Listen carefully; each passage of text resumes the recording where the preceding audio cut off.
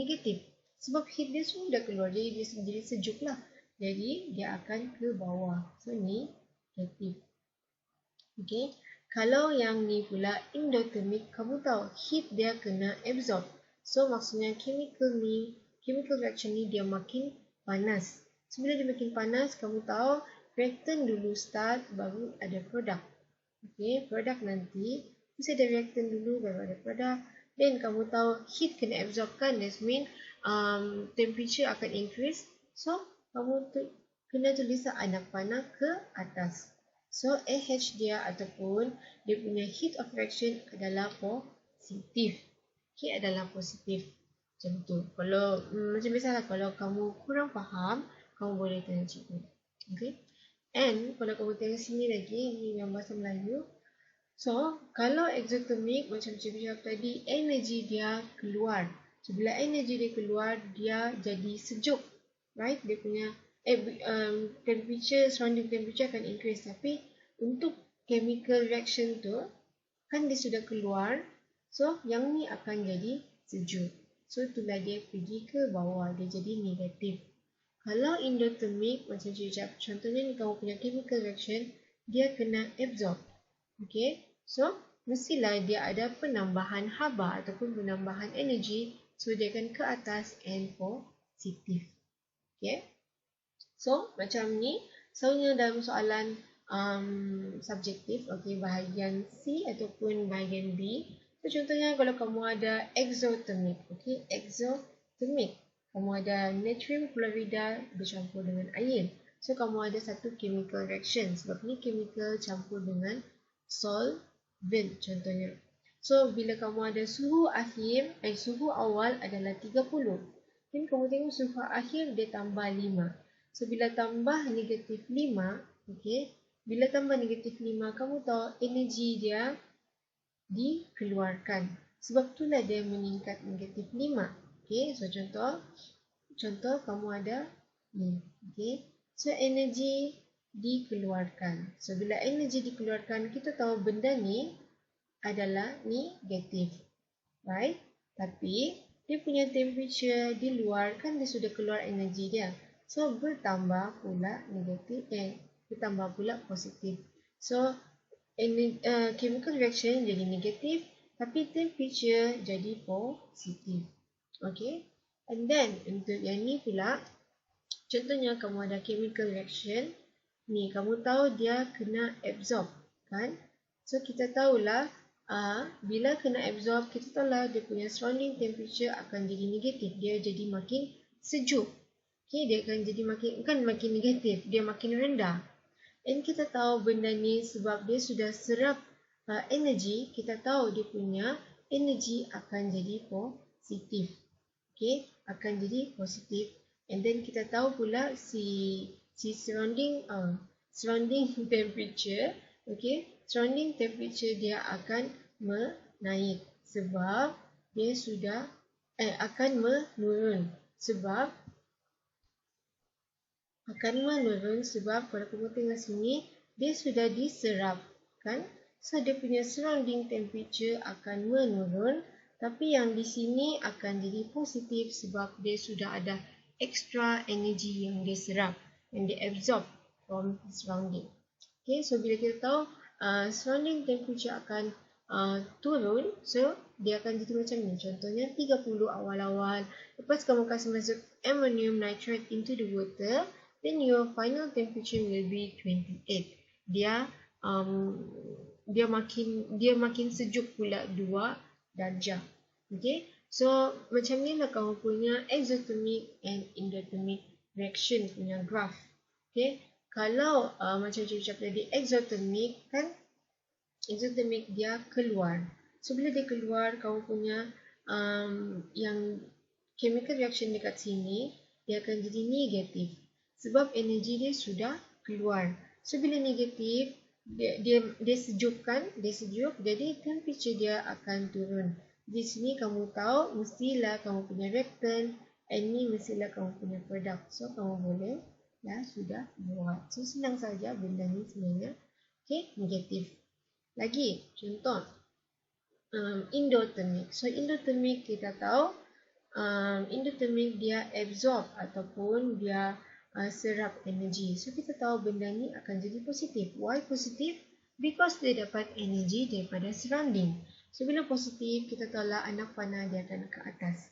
So kamu tahu anak panah tu akan ke atas, right?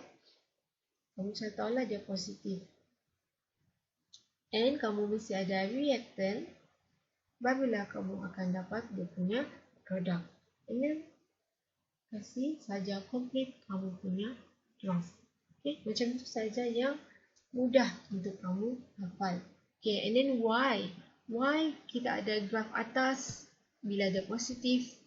Okay, kenapa kita ada graph bawah bila dia negatif? Kenapa ada energy absorb ataupun diserap? Kenapa ada energi dibebaskan ataupun release? Why? Because kamu ada bond breaking. So bila kamu pecahkan bonding, okay, ikatan, dia perlukan energi. Dari mana dapat energi tu? Adalah daripada heat, haba. So daripada haba, dia perlukanlah contoh macam ni untuk pecahkan dia punya bonding. So, contoh untuk pecahkan, contohnya ada satu chemical reaction ni, dia mau pecahkan atom-atom yang ada di dalam contohnya. So, dia perlulah absorb banyak heat. So, dia requires energy. Dia perlukan tenaga untuk memecahkan bonding. So, satu lagi, kenapa kita ada contohnya negatif? Why we ada negative AH? Because bonding formation, dia ingin membuat ikatan. Okay, dia ingin menghasilkan ikatan, bonding formation. So dia akan release energy. So bila contohnya dia release energy supaya dia boleh buat bonding, so dia punya chemical reaction punya heat pun akan jadi negatif, berkurang. Okay, so exothermic macam saya cakap tadi, untuk pecahkan bonding. Okay, energy absorbed for bonding breaking is less than energy released from bonding formation. So itulah benda ni adalah negatif. Okay, dia adalah negatif. Why? Because dia exo, dia keluar. So bila dia keluar, energi dia dikeluarkan. Okay, energi dia dikeluarkan untuk ni. Setelah kamu akan dapat negative chemical reaction, okay, ataupun heat reaction. So endothermic dia akan jadi positif. Macam saya cakap tadi, endothermic. Why? Because dia masuk ke dalam. So energy absorbed for bond breaking is more than energy released from bond formation. So maksudnya dia serap lagi energi untuk pecahkan bond breaking. Okay, untuk pecahkan dia punya ikatan. Kalau exothermic ni, dia ingin buat bond formation. So exothermic adalah untuk bond formation, endothermic adalah untuk bond breaking. Sebab itulah chemical heat tu dia masuk. Sebab dia mau pecahkan bond. Sebab itulah exothermic heat dia keluar. Why? Because dia mau bond formation. So dia jadi negatif. So contoh, macam kamu tengok sini, endothermic reaction, macam cikgu cakap, endothermic, okay, endothermic maksudnya kamu ada positif, okay. Kalau exothermic, kamu ada negatif. So, contoh dalam soalan, dia akan tanya, okay, construct energy level diagram. So, kalau macam soalan macam ni, dia akan tanya dalam soalan bahagian C atau bahagian B. So, kamu tahu negatif dia adalah dia punya heat reaction adalah negatif 157 kilojoule. So bila kita tahu negatif, jawapan dia adalah exothermic. So exothermic macam cikgu ajar tadi adalah macam ni, dia punya bonding, dia punya graph.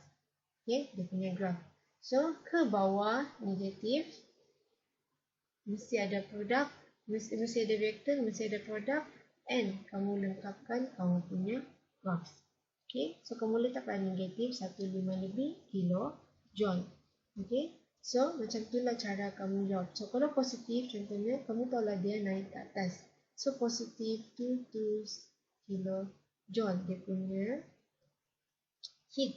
Okay. So kamu tahu ni adalah mesti dia ada reactant, dia mesti ada produk. Okay. So kamu tahu lah benda ni adalah endothermic sebab dia absorb energy.